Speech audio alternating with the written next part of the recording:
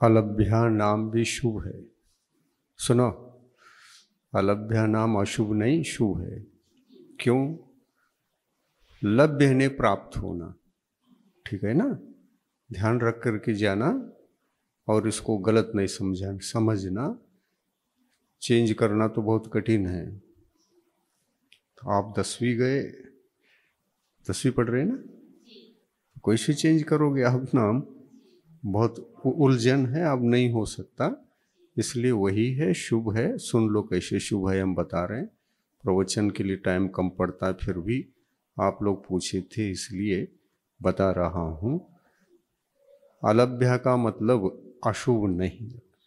अलभ्या यानी मतलब जिनको जो लभ्य होना चाहिए, प्राप्त होना चाहिए, वो नहीं हो पाया। जैसे कहीं भी जाओगे घर छोड़कर, तो दूसरे देश में चले गए मान लो, उस समय देव शास्त्र गुरु धर्म की क्रिया अनुष्ठान विदेशों में जाकर करना यदि संभव नहीं है तो उसका लाभ नहीं हुआ। लेकिन मन तो तड़पता है। ऐसा जिनका मन तड़पे देव शास्त्र गुरु और धर्म के लिए, उनका नाम अलभ्या।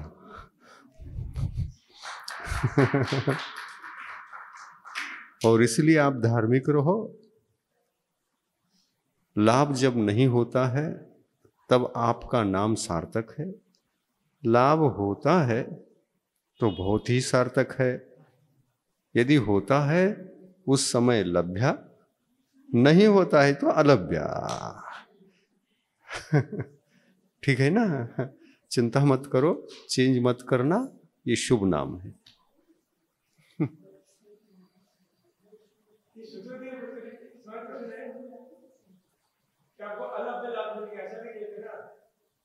हाँ,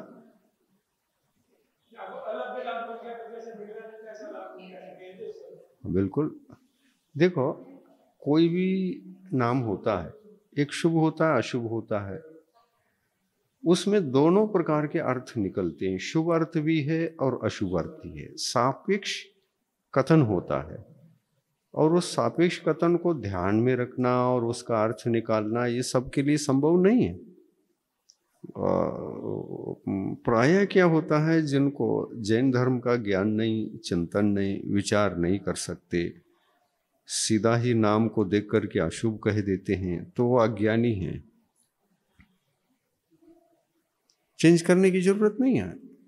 अशुभ नाम भी शुभ की कोटि में। जैसे आचार्य, बड़े बड़े आचार्यों ने भगवान की भक्ति की स्तुति की और उसमें सारे जो अन्य धर्म के देव हैं, देवता हैं, उनको भगवान के लिए कन्वर्ट करके उनका भगवान का नाम रख दिया। भगवान को ब्रह्मा भी कहा, भगवान को विष्णु भी कहा, भगवान को महेश भी कहा।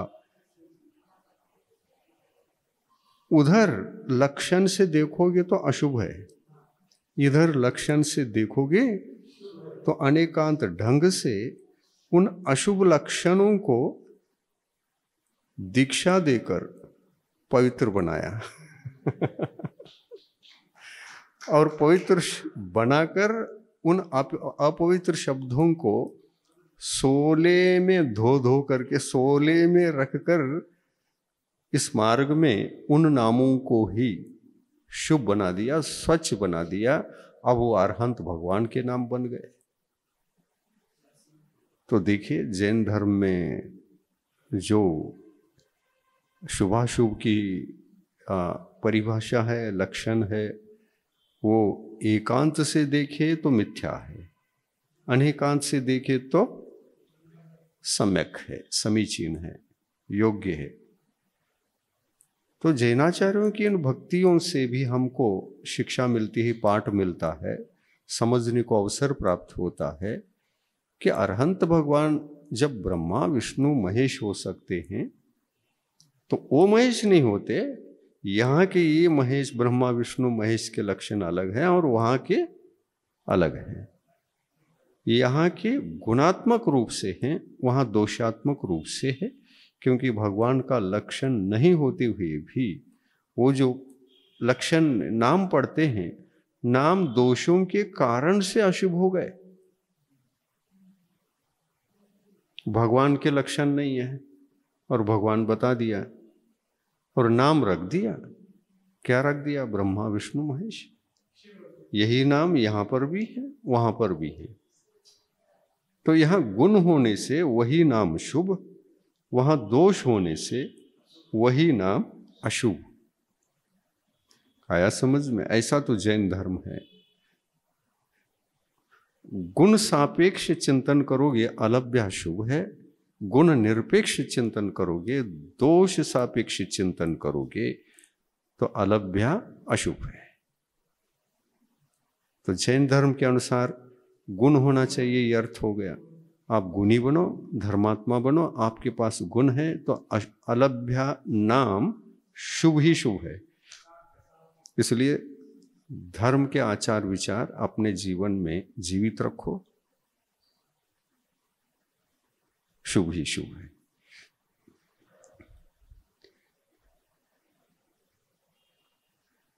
मंगलाचरण। ओम नमः सिद्धिभ्यः, ओम नमः सिद्धिभ्यः, ओम नमः सिद्धिभ्यः।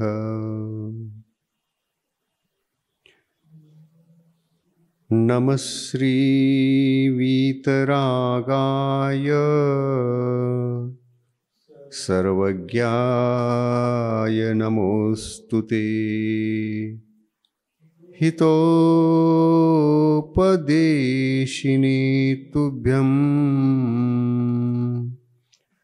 नमोस्तु परमात्मने, नमोस्तु परमात्मने। पंच परमेष्टि भगवान की, अहिंसा परमो धर्म की, संत शिरोमणि आचार्य गुरुवर श्री विद्यासागर जी महाराज की, आचार्य प्रवर श्री समय सागर जी महाराज की,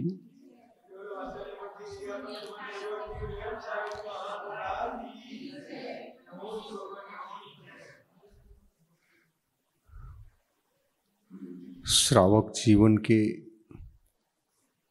श्रावकी भविष्य के दिनों को यदि वो सार्थक बनाना चाहता है, सार्थक बनाकर मनुष्य पर्याय को, मनुष्य भव को सफल करना चाहता है, तो एकमात्र इसके लिए चाहे कोई सा भी काल हो, धर्म का लाभ होता है। तो वह पर्याय कोई भी हो, उससे जीवन सार्थकता की कोटि में आकर उसको अच्छा ही अच्छा फल मिलने लगता है भविष्य में। धर्म हमको वर्तमान में भी सुखी करता है, धर्म हमको भविष्य में भी सुखी करता है। विगत काल में हम जैसे भी रहे हों, विगत काल में जैसे भी हम रहे हों, सुखी भी रहे हैं और दुखी भी रहे हैं, अगर हमने धर्म धारण नहीं किया है तो हमारे उस विगत पर्याय में किसी भी भव में अनंत भव व्यतीत हो चुके हैं।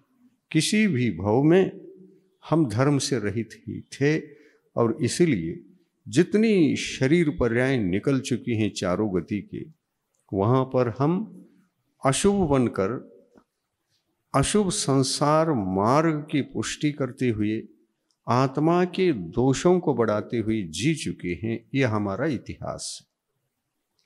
अगर धर्म की आराधना किसी भी भव में नहीं किए हैं तो अशुभ है।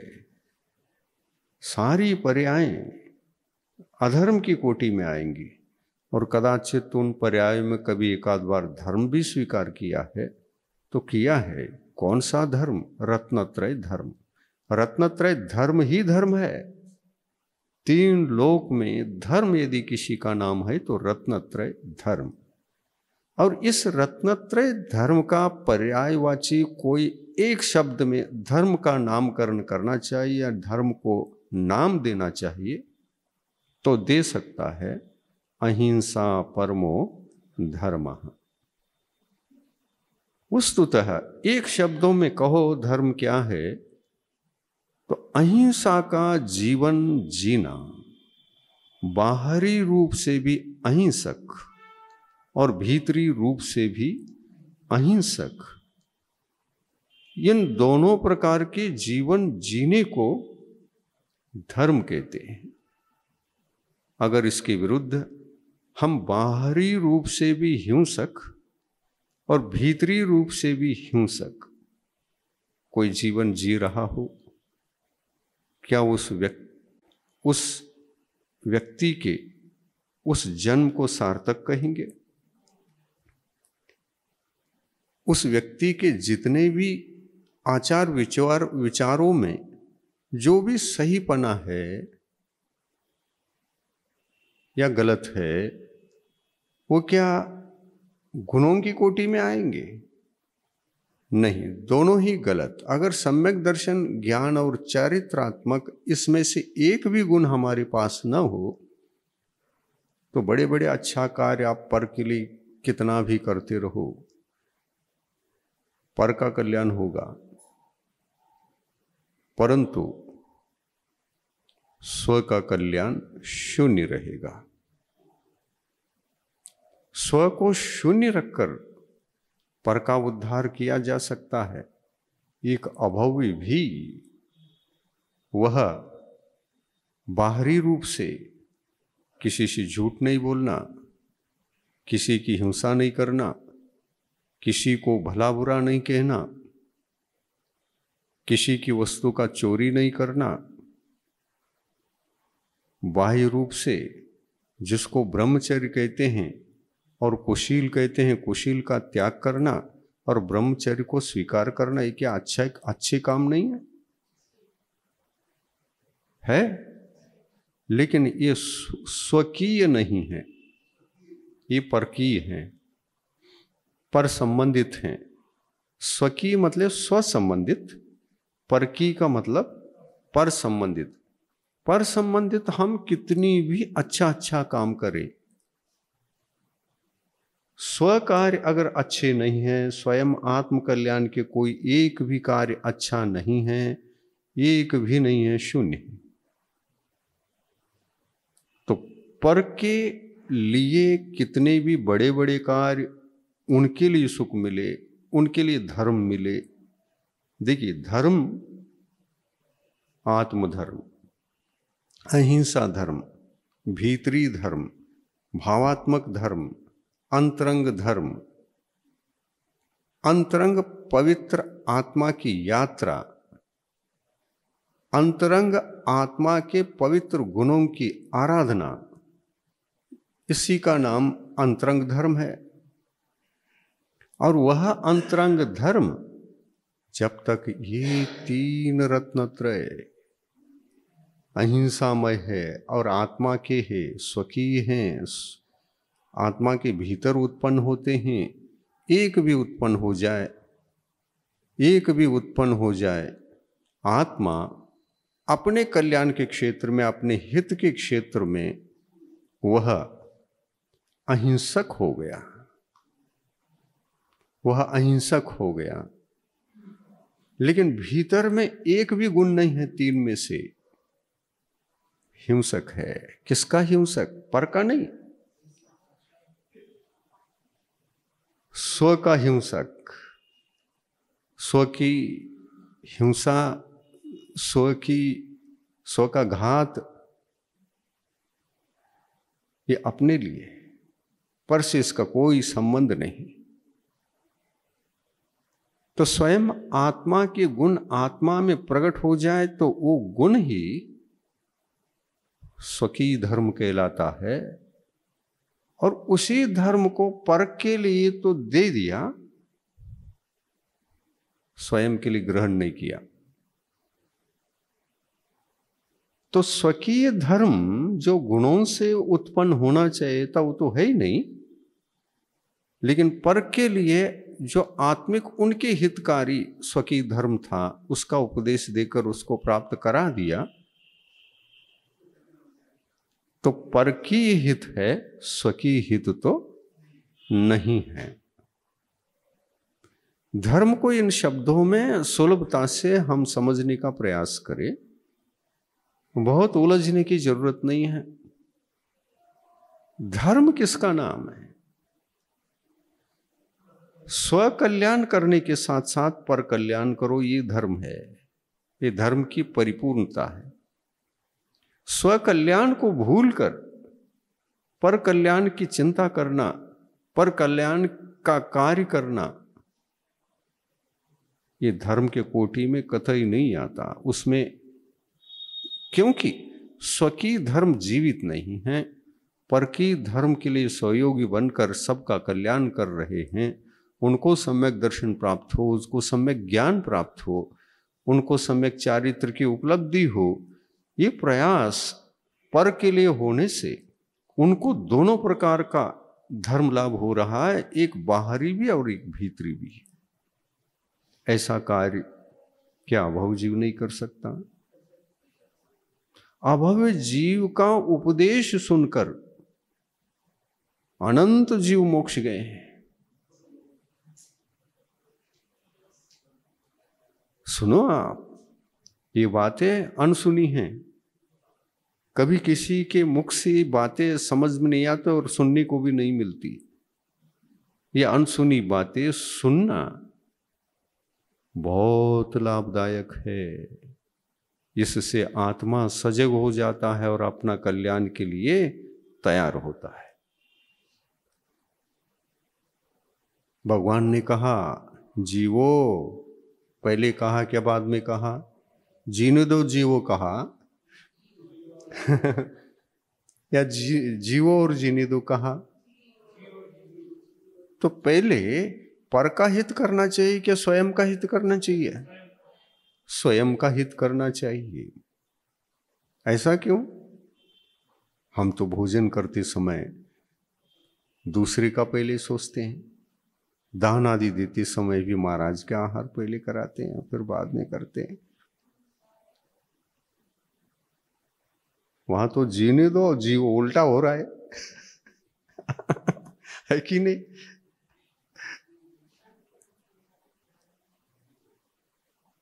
गुरु के प्रति जब आहार आदि के लिए सोचते हैं, पहले आहार देकर फिर बाद में आहार करते हैं। पहले उनको जिला दिया, बाद में खुद जीने लगे जीने लगे, स्वयं का हित करने लगे, स्वयं की प्यास को बुझाने लगे, स्वयं की भूख को बुझाने लगे। या बाद में करते हैं, लेकिन उसका कॉपी सब जगह नहीं करना उसका कॉपी सब जगह मारोगे तो हानि है, क्योंकि भगवान ने कहा जीवो, धर्म से पहले आप जीवो। धर्म से पहले आप जीवो। तुम जी रहे हो तो तुमको अनुभव भी रहेगा। रहेगा कि नहीं रहेगा? रहेगा।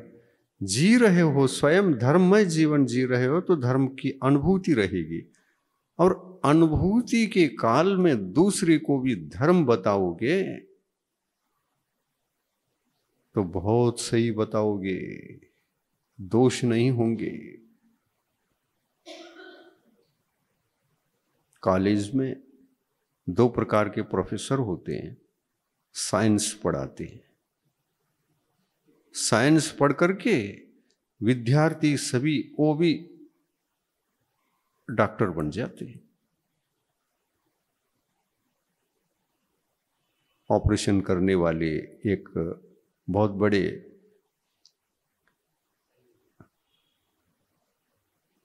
सक्सेस, एक भी फेल नहीं होता ऑपरेशन, सक्सेस डॉक्टर बनते हैं। बनते कि नहीं बनते? ये पढ़े बिना बन सकते हैं क्या? थ्योरेटिकल ज्ञान को जीवन में समझे बिना, धारण किए बिना, पढ़ाई हुई बिना, थोड़ा बहुत पैसा दे दो, सर्टिफिकेट मिल जाता है। तुम सर्जन हो, सर्टिफिकेट है तुम सर्जन बन गए, किसके बल पर? पैसे के बल पर। तुम सर्जन बन गए, सबका ऑपरेशन करो, ये लो ऑपरेशन की सामग्री, ये कैंचियां हैं ये पकड़ने के साधन हैं, ये निकालने के लिए साधन हैं, ये सुई है, पेट चीरना, ये काम करना। इसके बल पर डॉक्टर बन गए। थ्योरेटिकल तो पढ़ा नहीं, कॉलेज पास किया नहीं, बुद्धि से एग्जाम नहीं दिया, बुद्धि को सुलाए रखकर, पैसा तो है ना, सर्टिफिकेट तो कैसी भी मिलता है, बुद्धि चलाने की क्या जरूरत।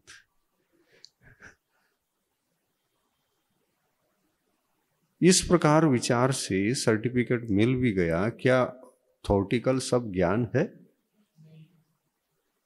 नहीं।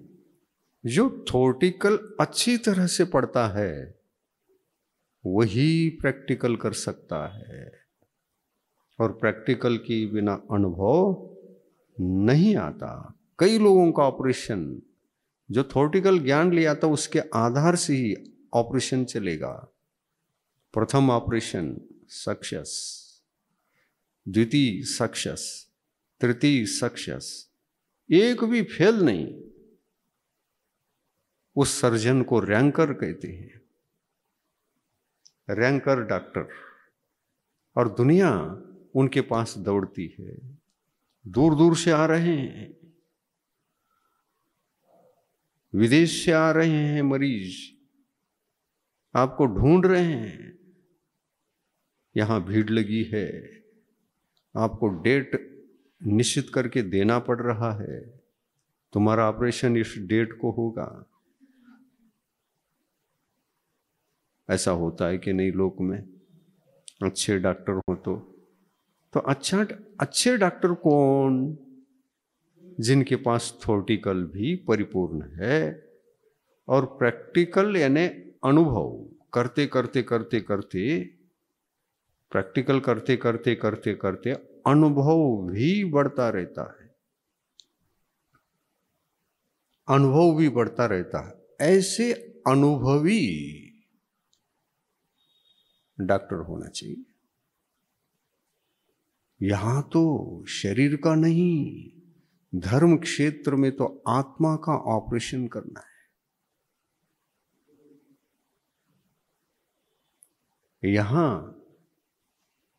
कषायों का कैंसर हो चुका है। क्रोध, मान, माया, लोभ भयंकर कैंसर है। ये मोहिनी कर्म तो ऐसा गांठ है, इसको ग्रंथि कहा है अंतरंग परिग्रह है ये, इसको ग्रंथि कहा भगवान ने। ग्रंथि यानी गांठ। अज्ञान हो, थ्योरेटिकल ज्ञान न हो धर्म का, क्या है धर्म, क्या है सम्यक दर्शन, क्या है सम्यक ज्ञान, और क्या है सम्यक चारित्र। इस संबंध में हम शून्य हो। मोह ग्रंथि का ऑपरेशन आपसे ही हो सकता है, लेकिन आप कभी नहीं कर सकेंगे।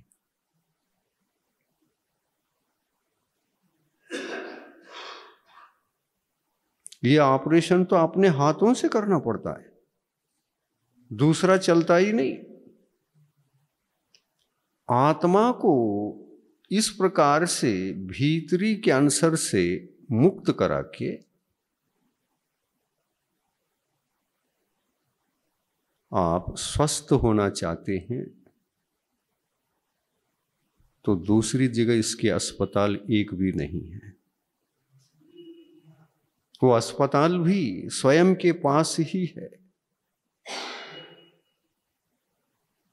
लेकिन उस अस्पताल को खोलना, वहाँ का एक आदर्श डॉक्टर बनना और खुद के कैंसर को खुद ही ठीक करके स्वस्थ हो जाना ये खुद के माध्यम से ही संभव है। इसके लिए थ्योरेटिकल क्या, तो स्वाध्याय। ये जो प्रवचन सुन रहे हैं ना, इससे सब कुछ पता चलता है। गुरु की प्रवचन, शास्त्र का सदा चिंतन मनन, ये दोनों कार्य निरंतर चले तो ये थ्योरेटिकल। और थ्योरेटिकल ज्ञान परिपूर्ण आने के बाद तो आप सर्जन होकर के निकलते हैं, सर्टिफिकेट मिलता है।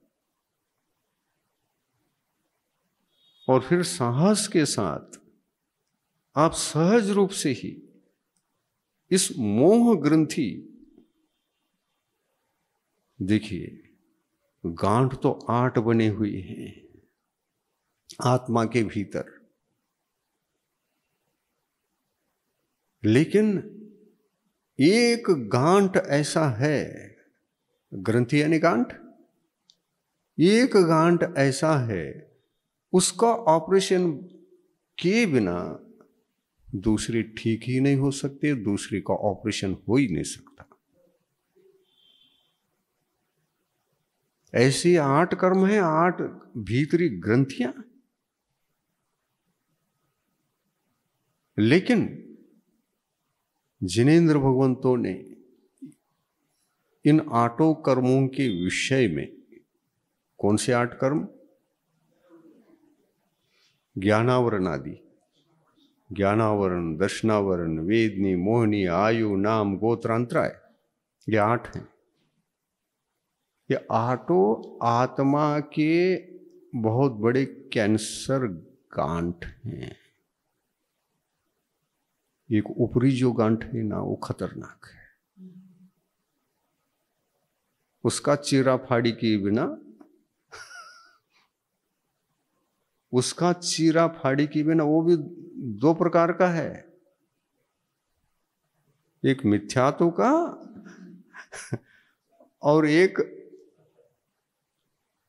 चारित्र धर्म को। हमारी स्वस्थता है, वो हमारी स्वस्थ दशा है। चारित्र धर्म, चारित्र धर्म का गुण, गुण का मतलब स्वस्थ अवस्था, दोष का मतलब अस्वस्थ अवस्था। ये जो सबसे पहला वाला गांठ है, 7 छोड़ो शेष, ये दोनों गांठ ठीक हुए बिना शेष गांठों को आप ठीक नहीं कर सकते। और थ्योरेटिकल ज्ञान में सब सीखना पड़ेगा। ये गांठ है कितने, स्वस्थ कैसे होना, ये सीख, ये अध्ययन, ये स्वाध्याय, ये स्वयं के लिए होता है, पर के लिए नहीं। आप ये सोचो कि मैं पर के लिए पढ़ूं और पर का ऑपरेशन करूं। पढ़ लिया, मान लो, ऑपरेशन कर सकते हो। थ्योरेटिकल पढ़ लिया, दूसरे का ऑपरेशन कैसे किया जाता है ये सब पता चल गया, और सर्टिफिकेट भी मिला।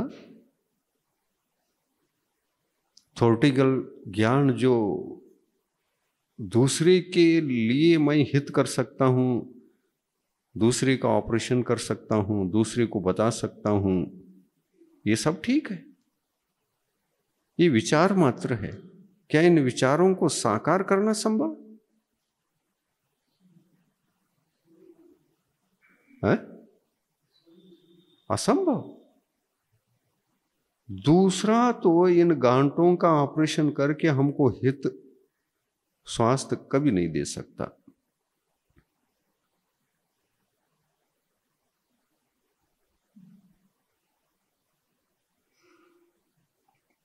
इसलिए भगवान ने कहा, पर का हित पहले नहीं सोचना, स्व का हित पहले सोचना, और हित अहित को समझकर स्व में, स्व का ज्ञान प्राप्त कर, स्व का सर्टिफिकेट लेकर, थ्योरेटिकल एक और प्रैक्टिकल एक भी ऑपरेशन को ठीक करोगे तो प्रैक्टिकल सर्टिफिकेट मिलेगा। प्रैक्टिकल संबंधी सर्टिफिकेट आपको प्राप्त होगा। एक ऑपरेशन ठीक करके बताओ, सम्यक दर्शन को प्राप्त करके बताओ। इसको उत्पन्न कोई भी नहीं करा सकता, निमित्त बन सकता है, रास्ता बता सकता है, लेकिन सम्यक दर्शन को पैदा वो नहीं कर सकता। ये उनका काम है ही नहीं। भीतर का काम, भीतर का काम, अपना काम, भीतर का काम, अपना काम, अपने लिए काम हमारे द्वारा ही संभव, दूसरे के द्वारा संभव नहीं। दूसरा मार्गदर्शक होता है, दूसरा दिशाबोध देता है, दूसरा आपको ज्ञान पैदा कर सकता है कि ऐसा ऐसा करोगे ऐसा होगा, ऐसा ऐसा करोगे ऐसा होगा। उनसे बताओ, ऐसा ऐसा करोगे, ऐसा ऐसा क्यों कह रहे? ऐसा ऐसा करता हूं, ऐसा ऐसा बन जाओ। मैं ही करता जाता हूं। सम्यक दर्शन सीधा मैं ही पैदा करता हूं, मैं ही सम्यक ज्ञान पैदा करता हूं। अज्ञान का ऑपरेशन मैं ही करता हूं, मिथ्यात्व का ऑपरेशन मैं ही करता हूं। कषाय को मैं ही जीतकर तुमको स्वास्थ्य देता हूं, तुम्हारे दोषों को मैं जीतकर तुमको स्वास्थ्य प्रदान करता हूं। संभव है? असंभव। इसलिए स्वयं के आत्मा का ऑपरेशन दोष ऑपरेशन के योग्य है। और आत्मा में वर्तमान में यदि ये तीन गुण नहीं है, सम्यक दर्शन नहीं, ज्ञान नहीं, चारित्र नहीं, ये तीनों गुण यदि नहीं है, तो आप बताओ, तीनों ही नहीं है तो आत्मा में भगवान कहते हैं कि अनंत गुण भी हैं और अनंत दोष भी हो सकते हैं। तो अनंत गुण है ये जो भगवान बता रहे हैं, उसमें एक सम्यक दर्शन नहीं है। तो आप सोचो, आत्मा के भीतर कोई एक भी गुण है क्या?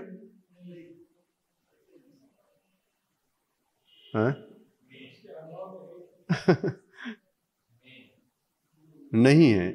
तो सम्यक दर्शन प्राप्त करने का कार्य स्वयं करोगे या दूसरा करेगा? दूसरा पुरुषार्थ कर रहा है और वो पुरुषार्थ हमारे प्रति कर रहा है, तो आप प्रतीक्षा करते बैठो कि मुझे सम्यक दर्शन हो जाएगा और सारा मिथ्यात्व का दोष, कषाय का दोष निकल जाएगा। संभव है? क्रोध को तुमको छोड़ना पड़ेगा कि दूसरा छुड़ाएगा? हमको ही छोड़ना पड़ता है। छोड़ने की विधि कोई दूसरा बता सकता है, वो तो थोटिकल हो गया। उस थोटिकल ज्ञान को लेकर के जब तक आप गुण को धारण करने का पुरुषार्थ करते हो, गुणों को धारण नहीं करोगे, तब तक सम्यक दृष्टि बनोगी नहीं। और सम्यक दृष्टि नहीं बने तो अनंत काल तक संसार में परिभ्रमण निरंतर रहेगा। और ऐसी दशा में हमारे आत्मा में एक भी सद्गुण नहीं है।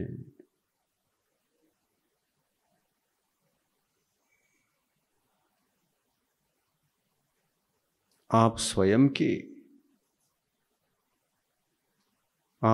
के लिए स्वयं का डॉक्टर एक अंश में भी नहीं है। हाँ, अगर इस धर्म को दूसरे के लिए पढ़ाते हो उपदेश देते हो, उनको ज्ञान करा करके वो सम्यक दृष्टि बने, इस सद्भावना से ये कार्य करते हुए उपदेश देना, उपकार करना, शास्त्र दान करना। तुम भी पढ़ो, तुम धर्मात्मा बनने के लिए जो सामग्री चाहिए मैं दे दूंगा। खूब शास्त्र दान दो,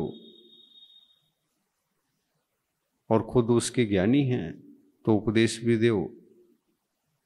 वो सम्यक दृष्टि बन सकता है आपके निमित्त से। पर सम्यक तो जो पैदा हुआ उसको आपने किया क्या? स्वयं के पुरुषार्थ से पा लिया। तो उस वक्त आप ये समझो, हम तो एक प्रोफेसर की तरह रह गए।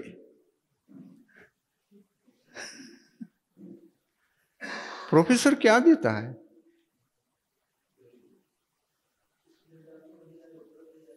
विद्यार्थियों को प्रैक्टिकल देता है या थॉर्टिकल देता है?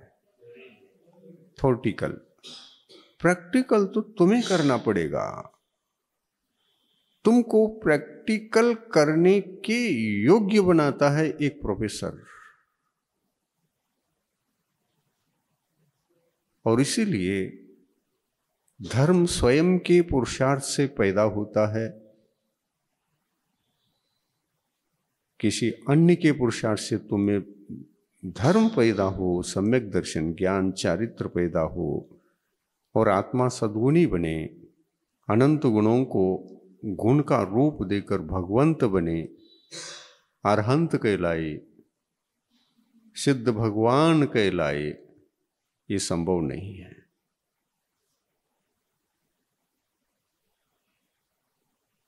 सही है। विषय तो ऐसा ही है, विषय ऐसा ही है, और ऐसा ही है ये तीर्थंकर भगवंतों ने अनुभव किया, और संसार को, समस्त संसारी प्राणियों को एक संदेश दे दिया, जीवो। फिर बाद में जीने दो, जीवो। तुम जी रहे हो तब दूसरे को भी जीने के लिए मदद करो, उनकी हिंसा मत करो, उनको कष्ट मत पहुंचाओ,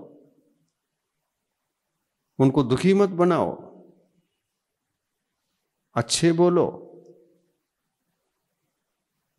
अच्छे सोचो, अच्छे सुनो। गांधी जी की 3 बंदर मालूम है ना? एक बंदर बैठा है ऐसा, एक बंदर ऐसा, और एक बंदर ऐसा बैठा है। मतलब क्या है वो, ऐसा क्यों बैठे हैं वो? एक एक बंदर एक एक संदेश दे रहा है।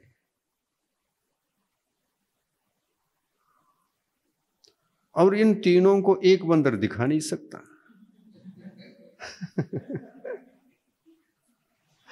तीनों को एक साथ कैसे दिखा सकता है? इसलिए इसको दिखाने के लिए 3 बंदर चाहिए पड़े।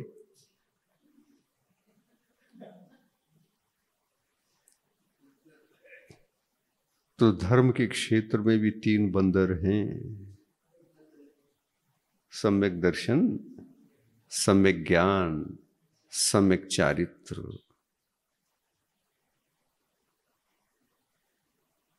आंखें मिली है देखने को, बुद्धि मिली है सोचने को।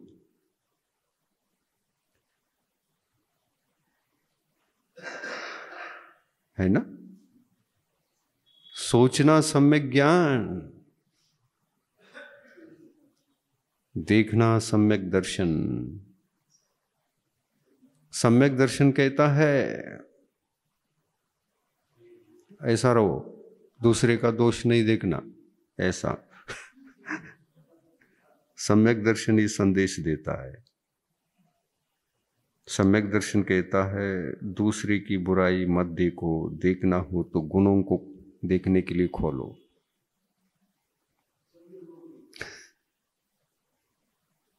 सम्यक ज्ञान कहता है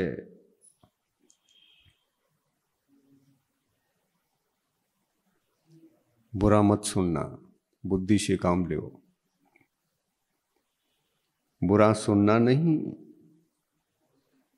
और बुरा सुनकर बुरे विचार जगाना नहीं बुद्धि में।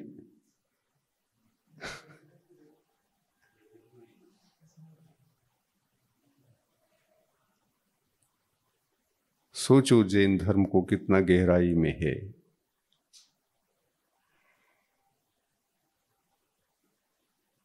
धर्म का चिंतन करो थोड़ा, और चिंतन के लिए नित्य थोड़ा थोड़ा भी स्वाध्याय करोगे तो चिंतन करना आ जाएगा। स्वाध्यायशील बनो, निरंतर इन तीनों धर्मों का चिंतन करो। सम्यक दर्शन क्या है, सम्यक ज्ञान क्या है, सम्यक चारित्र क्या है, अहिंसा क्या है, हिंसा क्या है, अज्ञान क्या है, ज्ञान क्या है, पाप क्या है, पुण्य क्या है, बंध क्या है, निर्जरा क्या है, संवर क्या है, आश्रव क्या है। इसी का स्वाध्याय करना स्वाध्याय है। पढ़ो, इनका स्वरूप जैसे भगवान ने समझाया है वैसे ही समझने का प्रयास करो। जैसा उसका लक्षण है वैसा ही पढ़ना पड़ेगा, वैसा ही धारणा बनानी पड़ेगी, और धारणा बना करके वैसा ही विचार करते रहना। उन लक्षणों के आधार से विचार करना होगा, और जैसा विचार आएंगे फिर वैसा ही चलना होगा। वैसा चलना चारित्र, वैसा ही सोचना सम्यक ज्ञान, और वैसा ही देखना, जैसा है वो वैसा ही देखना, ये सम्यक दर्शन। तो हमारे पास तीन योग्यताएं हैं संसारी प्राणियों के पास, और उन तीनों प्रकार की योग्यता का हम दुरुपयोग कर रहे हैं। देखने के लिए आंखें मिली क्या नहीं? सदुपयोग कर रहे हो क्या दुरुपयोग? सदुपयोग करना चाहिए कि दुरुपयोग? दुरुपयोग का मतलब अपने दोषों को तो देखना नहीं, दूसरे के दोषों को देखने से कभी बचना नहीं, देखते ही रहना। ये क्या उल्टा काम नहीं? ये क्या आंखों का दुरुपयोग नहीं? आंखों को दुरुपयोग के क्षेत्र में ले जाओगे तो इसी का नाम मिथ्यात्व है। आंखों का दुरुपयोग ही मिथ्यात्व है, और यह मिथ्यात्व यदि दुरुपयोग कर रहा है तो कान भी कहते हैं, हम भी उसी के लिए तैयार हो जाते हैं। अब क्या करें, हम दूसरी रास्ता से नहीं चल सकते, हम पांचों इंद्रियों को मिल के चलना पड़ता है। तो आंखें पर के दोषों के ऊपर जाके टिक गए और उसमें आनंद आने लगा।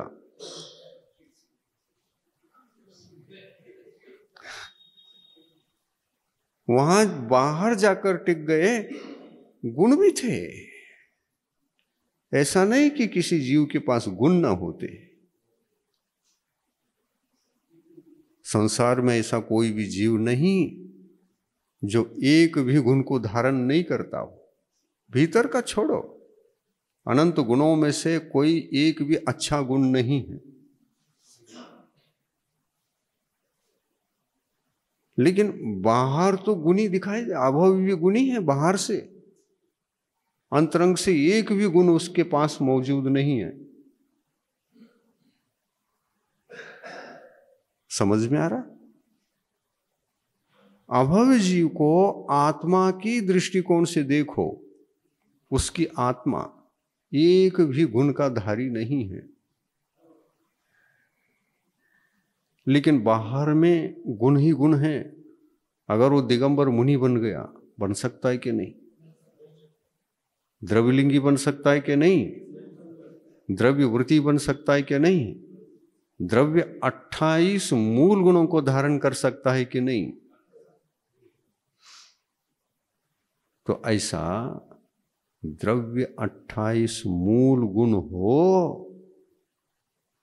और सम्यक दर्शन ना हो, सम्यक चारित्र ना हो, तो कुपात्र की गोटी में आता है।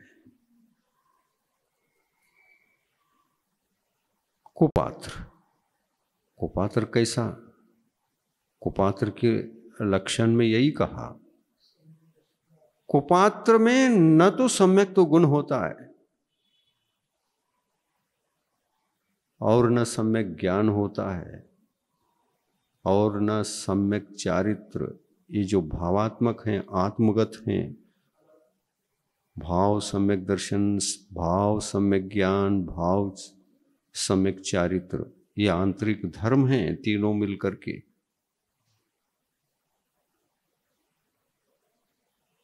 ये आंतरिक धर्म में से एक भी नहीं है,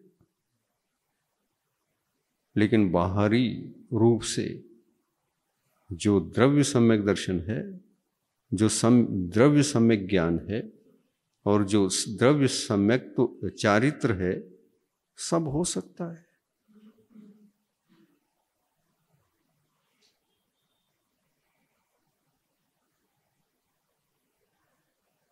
और द्रव्य सम्यक चारित्र जो है ना,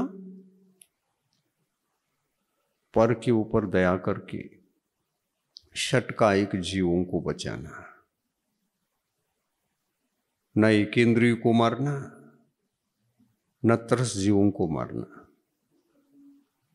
5 एक इंद्रिय है और एक तरस, जिसके भीतर द्विंद्रिय, 3 इंद्रिय, चतुरेंद्रिय, संगी पंचेंद्रिय और असंगी पंचेंद्रिय जीव तरस की कोटि में आते हैं। वो सकलेंद्रिय हैं, जिनके पास 5 इंद्रिय हो, सकलेंद्रिय, परंतु मन भी आ जाए तो संगी सकलेंद्रिय, और मन न रहे असंगी सकलेंद्रिय।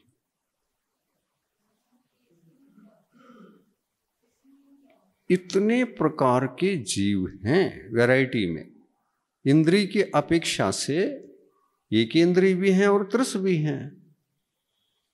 इन सभी जीवों पर दया करने के भाव, क्या अभव जीव को उत्पन्न होना असंभव है? हाँ, बाहरी दया भाव को, दया धर्म को वो भी स्वीकार कर सकता है। और इसीलिए पंच महाव्रत जो द्रव्य व्रत कहलाते हैं, उनको धारण करना अभावी के लिए भी सुलभ है, उसमें पात्रता है। लोग कहते हैं 28 मूल गुणों को देखो और सुपात्र समझो, दान के योग्य समझो, तो अभावी सुपात्र है। आप सुपात्र समझ रहे हैं उसको 28 मूल गुण के आधार से। क्या ये गलत नहीं होगा? भगवान कहते हैं सुपात्र का अर्थ होता है वहां पर भाव सम्यक तो चाहिए, भाव सम्यक ज्ञान चाहिए और भाव सम्यक चारित्र चाहिए। अभावी जीव के पास 3 काल में ये अंतरंग के सम्यक दर्शन जो भावात्मक धर्म है वो दिखाई नहीं दे सकता, और वह अपने में उपजा भी नहीं सकता, पैदा नहीं कर सकता, जन्म दे ही नहीं सकता।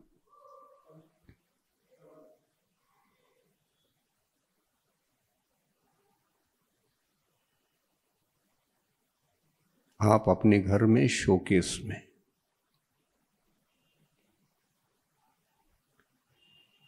फलों की टोकरी को रखते हैं, वो असली होते, उसमें केला भी है, सीताफल है, सेब है, देखे तो कितने ताजे, कभी सूखते नहीं क्या, कलर नहीं बदलता क्या?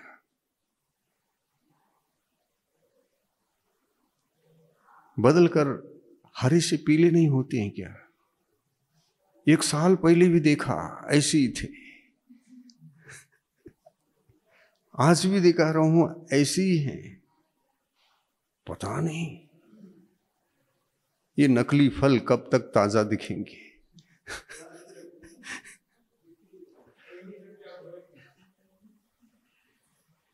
नकली है क्या? नहीं है। खाने के योग्य हैं क्या? खाने में आते हैं क्या वो? नहीं, वो शोकेस के लायक हैं, खाने के लायक नहीं।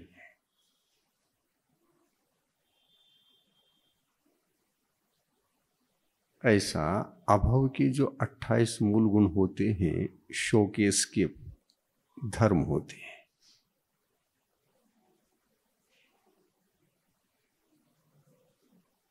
और वो भी दया भाव से ही उत्पन्न होते हैं।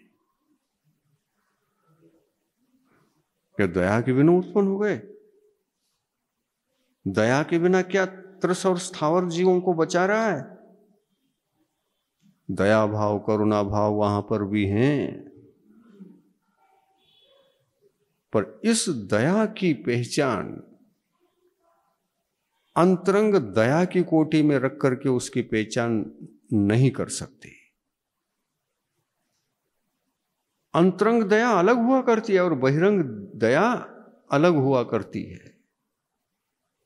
बहिरंग जीवों को दुखी देखकर उनका उपचार करना, उन पर दया करना, ये अभव के लिए भी संभव है, लेकिन स्वयं पर दया करना ये भव्य के लिए ही केवल संभव है, अभव के लिए बिल्कुल नहीं।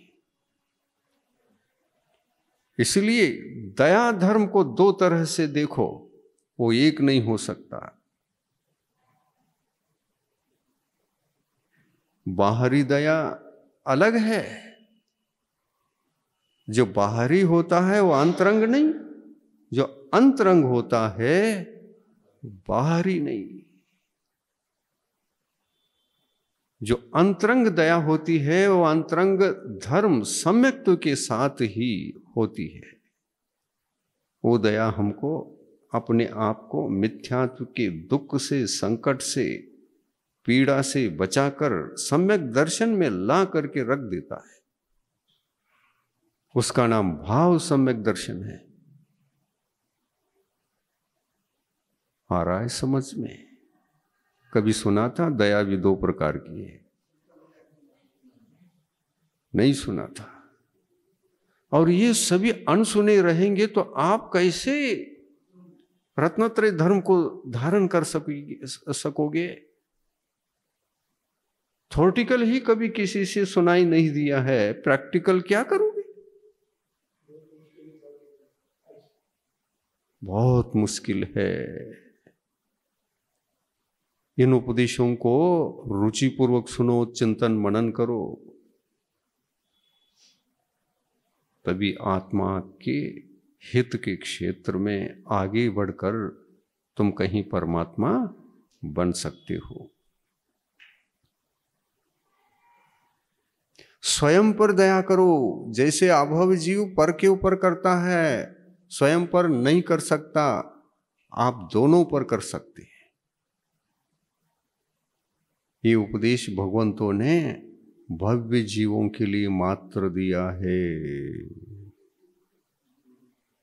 आ रहा है समझ में? आप भव्य हो कि अभव्य हो? किस कोटि में रखोगे अपने आप को? मुझे महाराज जी, हम भव्य हैं कि अभव्य, ये हमारे लिए समझ में आया तो केवल ही भगवान की आवश्यकता क्या है? ये तो केवल ज्ञान का विषय है, हम कैसे बता सकते हैं? ऐसा नहीं, ये अपना भी अनुभवगम्य विषय है।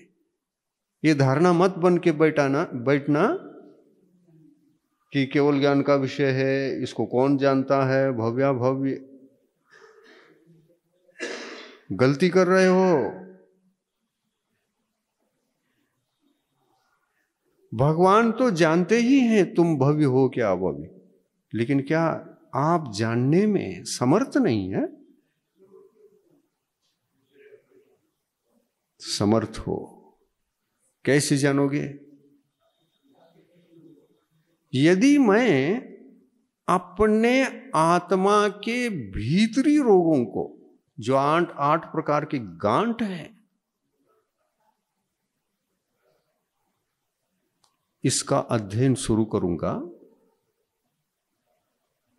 और उन गांठों से बचकर ऑपरेशन करके स्वस्थमय जीवन जीने के लिए प्रयत्न और पुरुषार्थ करूंगा,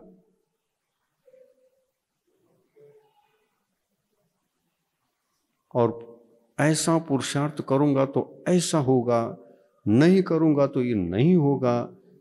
ये ज्ञान तो है ही थ्योरेटिकल ज्ञान, लेकिन उसको प्रैक्टिकल करने की क्षमता को यदि जगा सकोगे और जग जाएगा वो पुरुषार्थ, तो आप स्वयं पर दया करने लगे।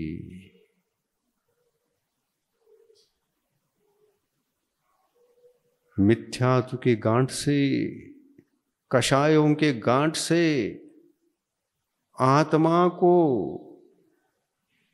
छुड़ाने का कार्य करने लगे, आत्मा को स्वस्थ बनाने लगे। तब को तुम कौन हो? भव्य हो क्या? भव्य क्या हो? भव्य जी हो। ये तो हमको तो पता चलता है, आपको पता चलता है कि नहीं पता नहीं।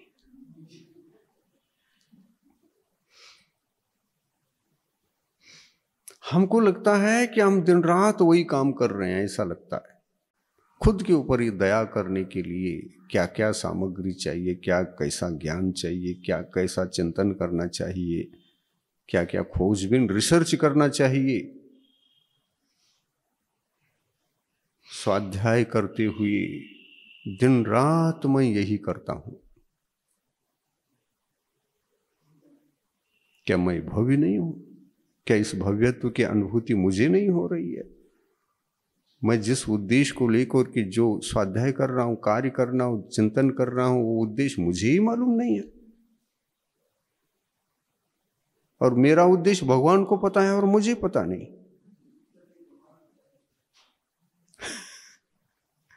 बताओ, मैं किस पर दया कर रहा हूं मुझे पता नहीं। यदि पता है तो मैं भव्य हूं, ये निर्णय ले सकता हूं। अगर पता ना होता, पता चलाना चाहता हूं तब भी पता नहीं चल रहा है, तो मैं तो कहूंगा ये तो केवली भगवान ही जानते हैं।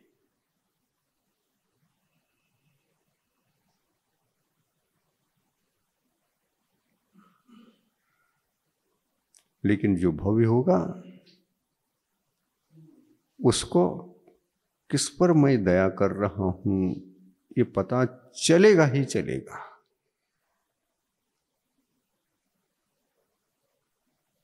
गांठ तो संसारी जीवों के, जो हमसे भिन्न हैं, उनके पास भी 8 गांठ हैं,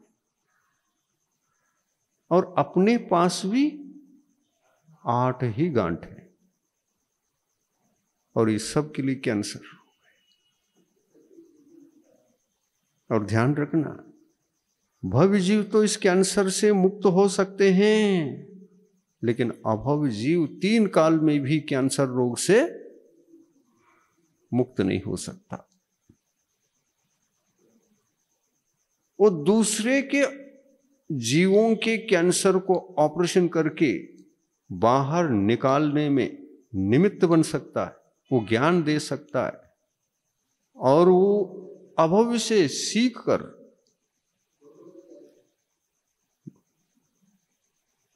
भव्य जीव उनको शिक्षा देगा, उनको पढ़ाई कराएगा, तो भीतरी गांठ को वो जानने लगा, अरे ऐसा है क्या, मुझे ही करना पड़ेगा क्या ये? हाँ, तुमको ही करना पड़ेगा, ये कार्य मेरे से नहीं होता। तुम भव्य हो, मैं अभव्य हूं।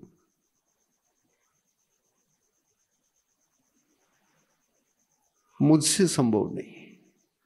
अभव्य जीव यदि हो, वो ये कहता है, भीतरी गांठों को खोलने का पुरुषार्थ मेरे मन में आ भी जाए और करने लग भी जाऊं, मुझे ऐसा कभी नहीं लगता कि मैं अपना ऑपरेशन कर रहा हूं। ऐसा अनुभव करेगा।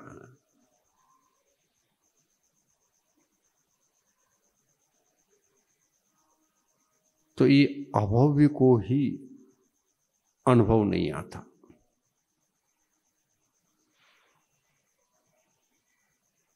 वो नैसर्गिक नियम है, और इसलिए अपने भगवंतों ने उस अभव्य के उन विचारों को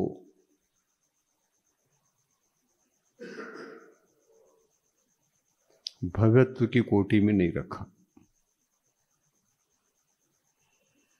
क्योंकि वो स्वयं के ऊपर न तो दया कर सकता है, न ऑपरेशन कर सकता है, न ही उनका ऑपरेशन करके उन रोगों से मुक्त हो सकता है जो स्वयं के हैं। भगवंतों ने कहा ये नहीं कर सकता, ये नैसर्गिक नियम है, ये नैसर्गिक परिस्थिति ही उस जीव की वैसी है। और इसलिए उन्होंने कहा इसको एक नया नामकरण करता हूं, शब्द कठिन पड़ेगा लेकिन समझ लेना, स्वाध्याय करके गुरुओं से पूछ पूछ करके अर्थ निकाल लेना।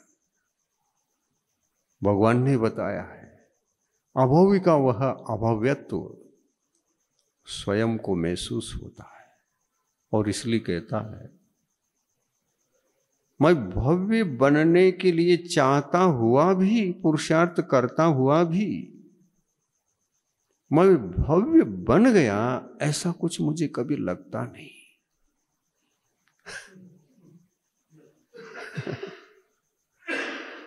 मैं भव्य बन गया ऐसा कुछ लगता नहीं, और इसलिए मुझे बन गया यह आनंद आता नहीं। लेकिन भव्य जीव अगर पुरुषार्थ कर ले, मैं अपने भव्यत्व की भव्यता का अनुभव करना चाहता हूं, कि निर्णय भी लेना चाहता हूं, अनुभव भी करना चाहता हूं कि मैं भव्य हूं या नहीं। भव्य जीव पुरुषार्थ करने लग जाए, अंतर्मुखी हो जाए, अनुभव शुरू हो जाएगा। भले ही पहले गुणस्थान में है, मिथ्यात्व अवस्था में है भव्य जीव, अनुभव शुरू हो जाना ही चाहिए। मिथ्या दृष्टि जीव को भी लगता है मेरा गांठ कम हो रहा है, छोटा हो रहा है, मुझे आभास होता है, अंतरंग में आनंद आ रहा है, लगता है कि ये मिथ्यात्व के काल में कितना मैं भयंकर अज्ञानी था, मेरे पास अज्ञान मिथ्यात्व था, वही अंतरंग का रोग था।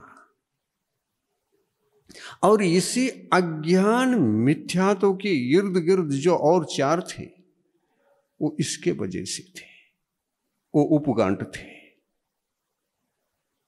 मुख्य गांठ तो ये है, अज्ञान सभी गांठों का मूल है, वो मुख्य गांठ है, मुख्य कैंसर है। सारे गांठ उसी गांठ के कारण से बने हैं।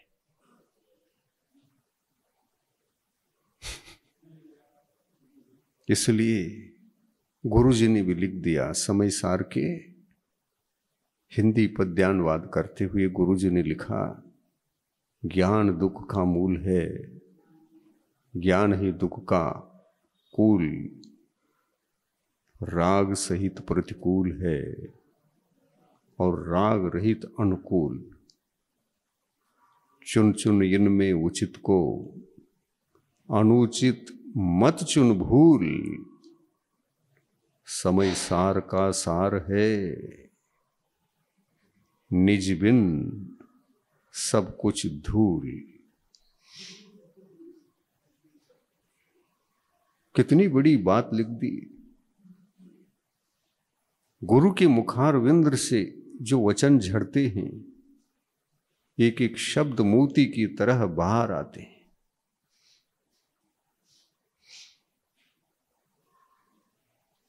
इसलिए गुरु वचन अमूल्य, सत्संग बहुत दुर्लभ,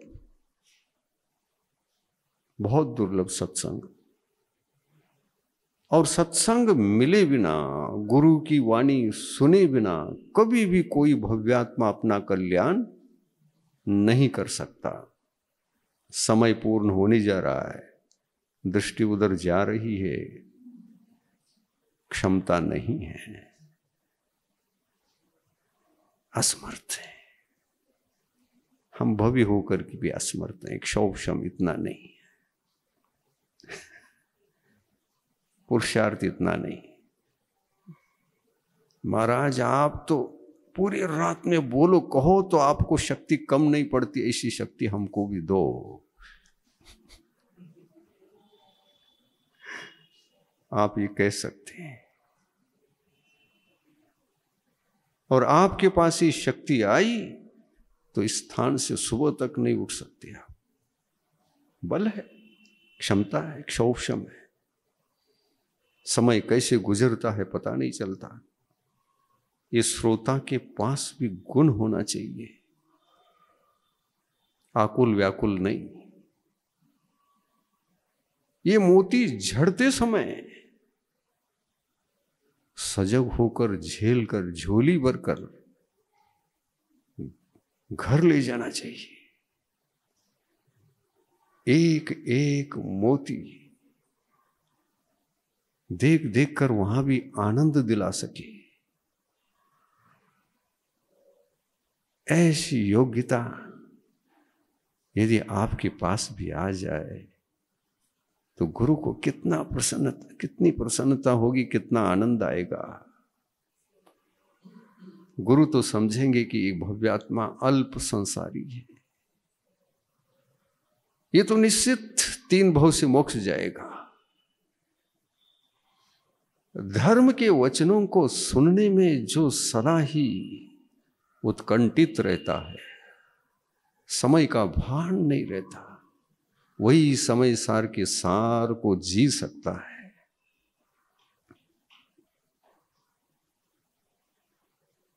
इसलिए श्रावक भी समय के सार बने और गुरु भी समय के सार बने और समय का सदुपयोग निरंतर करे तो निश्चित शिष्य का भी कल्याण,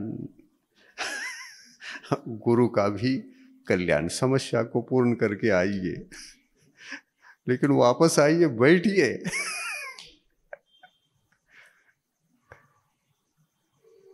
अद्भुत है जैन धर्म, अद्भुत है जैन शासन। और इस शासन के मूल उपदेशक, मूल उपदेष्टकर्ता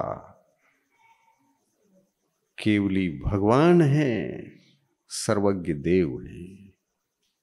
सर्वज्ञ देवों के मुखार विंद से निकला यह जैन शासन जिन शासन है, जन शासन नहीं।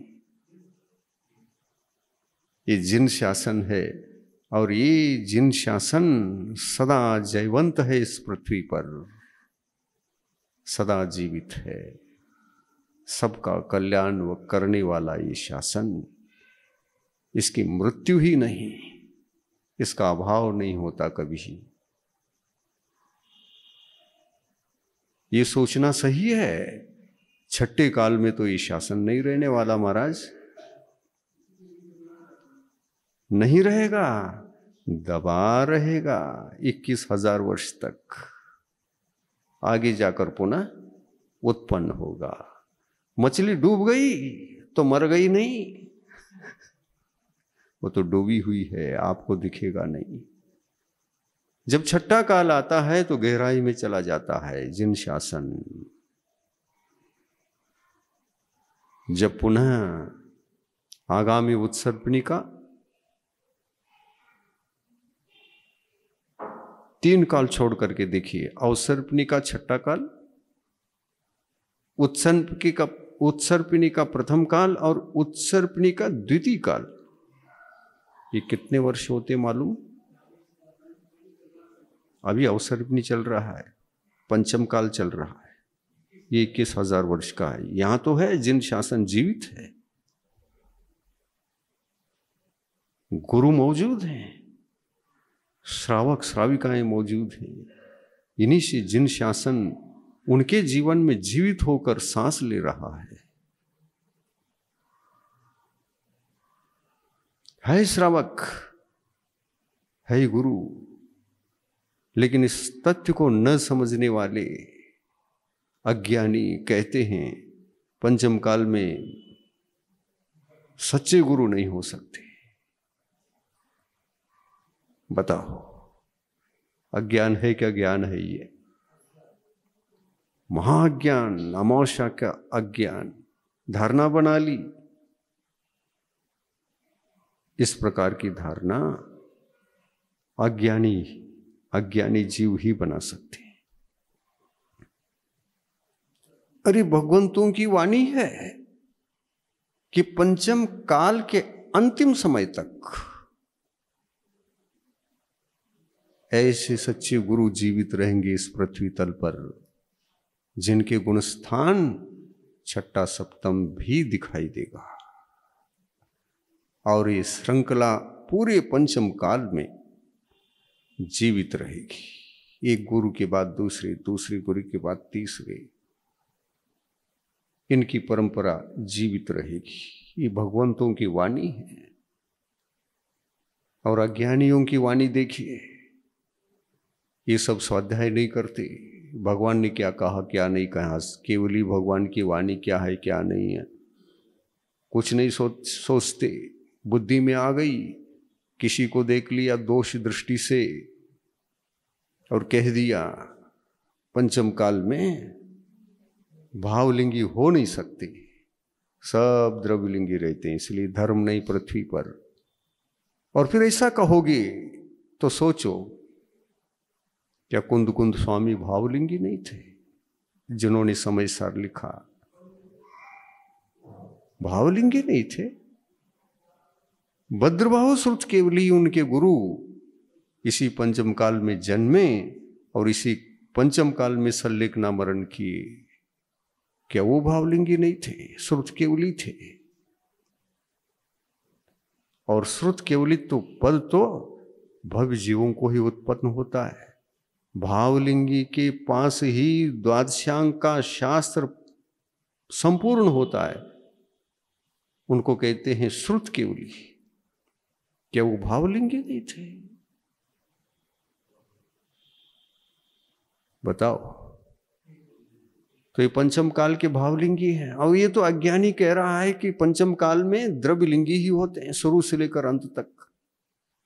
भगवान की वाणी सुने ही नहीं, कर्म सिद्धांत के ग्रंथों को पढ़ा ही नहीं। पढ़ो कर्म सिद्धांत के ग्रंथों को, सनन कितने होते हैं? 6 होते हैं, मालूम है। लेकिन गुणस्थान का ज्ञान न होने से अद्वा तद्वा निर्णय ले लिया और धारणा बना के बैठ गए। और उस धारणा को लोगों के सामने भी बता दिया उपदेश में। लोग भी भटक गए, स्वयं तो भटके थे अमावस्या के अंधेरे में, लेकिन लोगों के जीवन में भी ये अंधकार फैला करके उनको भी अज्ञानी बना दिया। उनकी भी धारणा बन गई। वे भी बेचारे उस अज्ञान के रोग से जी रहे हैं, जूझ रहे हैं। उस अज्ञान के द्वारा जूझ रहे हैं और धारणा मजबूत बन गई तो एक पंथ का उदय हुआ, निश्चयवाद। निश्चयवाद अज्ञानवाद है। कैसा निश्चयवाद? जो हम विचार करेंगे वो सत्य, और कोई दूसरा कह रहा है वो सब बेकार। ये एकांतवाद हुआ। अपने ज्ञान को सत्य समझना, उसका प्रसार में लगाना, इसमें स्वयं आत्मा की हत्या होती है। पहले तो अपनी हत्या और फिर दूसरे के आत्मा की हत्या। शरीर की नहीं, शरीर सुरक्षित रहेगा, लेकिन जीवित शरीर में भी धर्म से मृत आत्मा मिलेगी।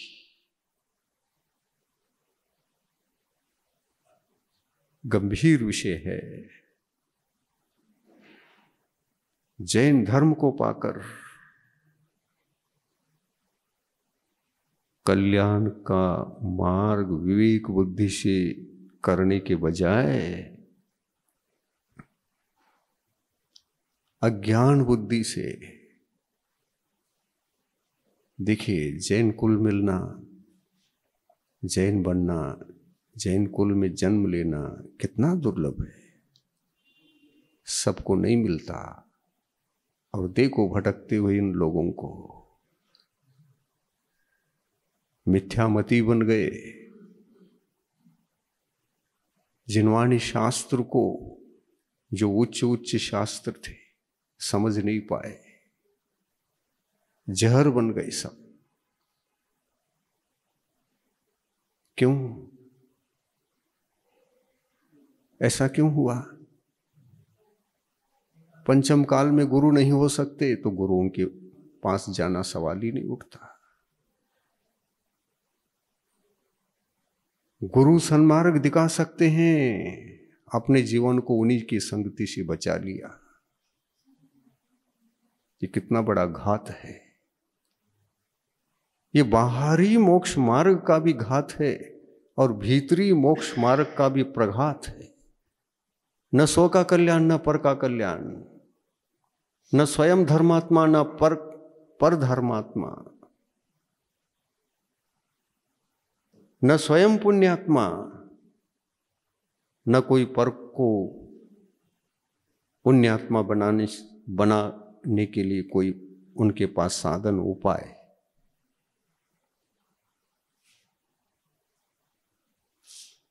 ऐसे भी जीव उत्पन्न होते हैं। ये हुंडा और सर्पनी काल की देन है। हुंडा और सर्पनी काल का डायनासोर जिस पर उसने पंजा रखा, दब गए और अपने दांतों को दाढ़ में फंसा लिया। ये बच ही नहीं सकते, जिंदगी भर उसके दाढ़ से छूट नहीं सकती।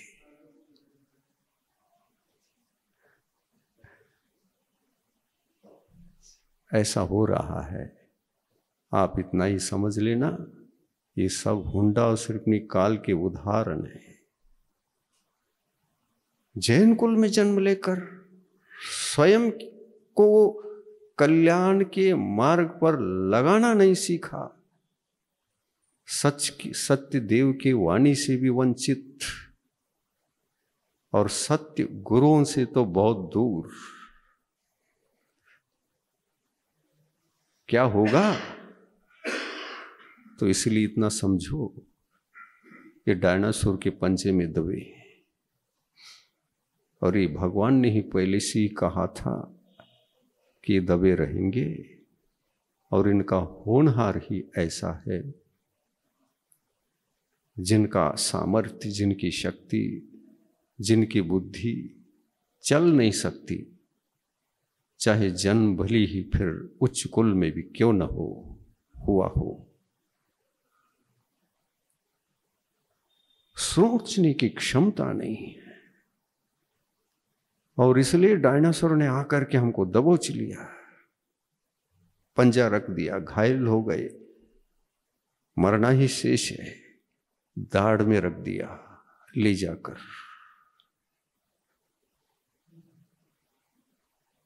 और फिर छूट नहीं सकती। डायनासोर के दाढ़ में फंसा हुआ बाहर आ सकता,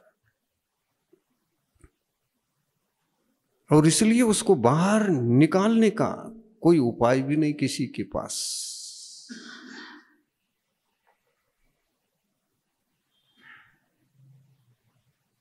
और उसके दाढ़ में जाने के बाद भी वह सोच रहा है, भगवंत ने यही जाना है, जो जाना है केवल ज्ञान में सर्वज्ञ देव ने, वही मेरा हो रहा है। यही कहते हैं, उसमें भी एकांतपना। जो होता है वो सब केवली भगवान के ज्ञान में जैसा आया है वैसा ही होता है। ऐसी दृढ़ धारणा, और उसी धारणा को बांटना दूसरी की हत्या है। इस हत्या से आप लोग तो कम से कम बचने का प्रयास करो, ताकि ऐसा नुकसान न हो जाए कि वो तो फंस गए पंजे में, पर उनके बुलाने से निकट जाओगे तो तुम भी डायनासोर के पंजे में कहीं धोखे से फंस न जाओ। डायनासोर की इस हुंडाम सिर्फ निकाल के डायनासोर के पंजे में उनके पास भी जाओगे, फंसोगे। सद्गुरु के पास जाया करो। ऐसे महा व्याधि से बचा करो। ये कभी ना सुनेंगे सद्गुरुओं की वाणी। ऐसी बुद्धि बन जाती है हुंडाव सिर्फ काल में, स्वयं पर दया नहीं आती, दूसरे के दया पर दया करने के लिए भागते रहते हैं। सिर पर डायनासोर का पंजा और दूसरे को बचाने जा रहे हैं। स्वयं को बचाओ। पहले स्वयं को बचाओ, उस पंजे से बाहर आ जाओ। उसके लिए रिसर्च करो, क्या करना पड़ेगा इसके लिए। और बुद्धि नहीं चलती तो सद्गुरुओं की संगति करो, मार्ग बता देंगे, दया करेंगे। ये परिस्थिति अपने समाज में देख रहे हैं, चल रहा है। गुरु जी भी देखते थे और कहते थे उनके शब्दों में, महाराज हमारा ज्ञान सच है। हाँ बिल्कुल सच है। जो जो देखा जो जो देखा वीतराग ने, सो सो होसी वीरा रे।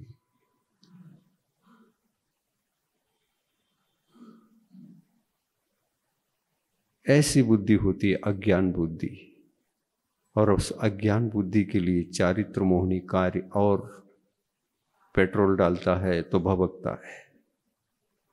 उसमें क्रोध आता है, मान आता है, माया, लोभ, सारी कषाएं इकट्ठी होती हैं, पेट्रोल का काम करती हैं, बुद्धि और जल जाती है।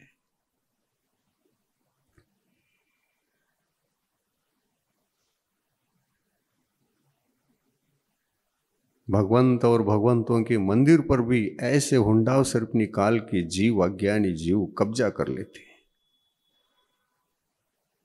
देख रहे, ये पंजे में दबने का ही प्रभाव है।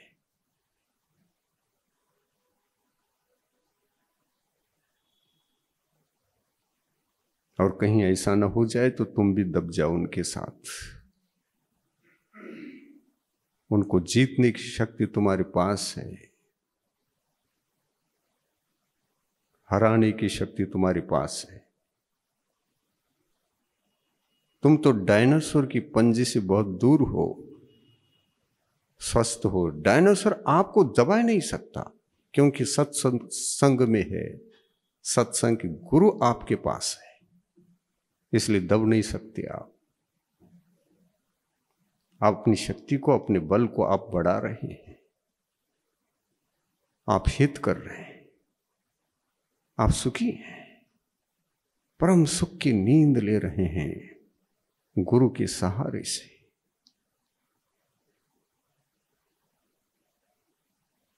गुरु ने तुमको मंत्र सिखा दिया, जादू सिखा दिया, डायनासोर के पंजे से कैसे बच सकते, उस कला से आप जी रहे हैं।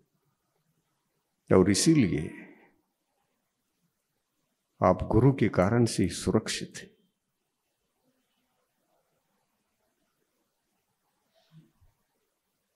वहां जाओगे पहले इसी बात से छुड़ाया जाएगा।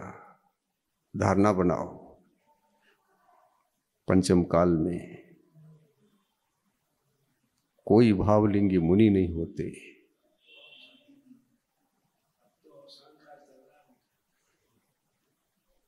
कितना बड़ा अज्ञान। ये जनवाणी है क्या? जिनवाणी। जिनवाणी कहती है पंचम काल के अंतिम तक भावलिंगी मुनि रहेंगे, और जनवाणी कह रही है पंचम काल में होती ही नहीं। तो पंचम काल में जितने भी अपने आचार्य परंपरा में महान महान श्रुत केवली वगैरह हो गए, पंचम काल में ही पैदा हुए। हीन सनन वाले थे। हीन सनन 3 होते हैं। कितने? 3 होते हैं ना, चौथा, पंचम, छठा। इन तीनों सननों का उदय किस गुण स्थान तक होता है पंचम काल में? सोचो। है उल्लेख कर्म सिद्धांतों के ग्रंथों में, ये देखते नहीं।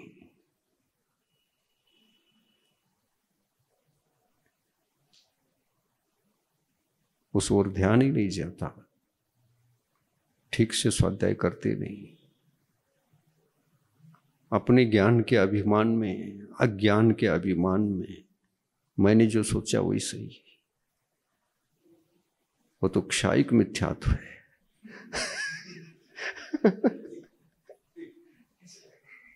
अब क्या कहें? मिथ्यात्व क्षायिक हो गया हो,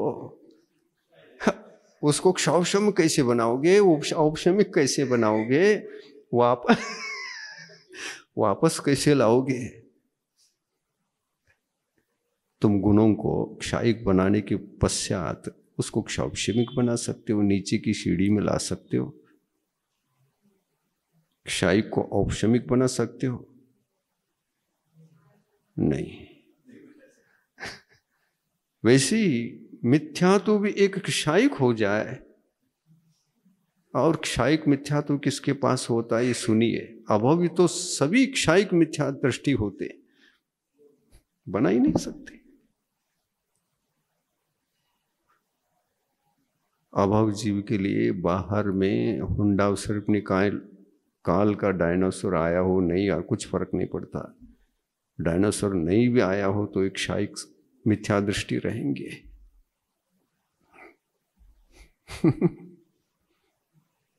बड़ा रहस्यपूर्ण बातें हैं। सजग रहो, सतगुरु की संगति में सदा जीवित रहो, डायनासोर के पंजों से बचो, गुरु ही बचा सकते हैं। इतना ही पर्याप्त है। जिनवाणी। प्रभु देव तुम्हारे पवित्र मुख से निसृत जो शीतल वाणी, जग जन मन के मल को धोती, अतः कहाती जिनवाणी।